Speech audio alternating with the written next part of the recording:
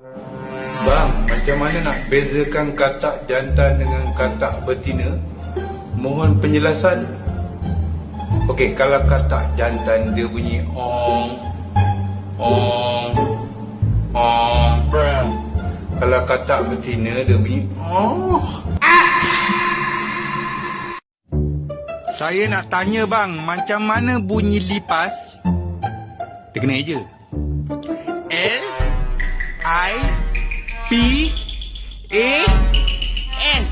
Bunyinya zipas. Bang, macam mana nak tahu nyamuk tu jantan ke betina? Senang baik tu. Kalau nyamuk betina, dia datang kat kau, dia bisik.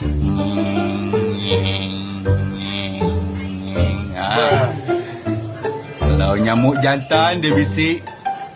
Yusuf Tayo. Salam bang, permintaan boleh tak buat bunyi buaya? Boleh? Hai sayang.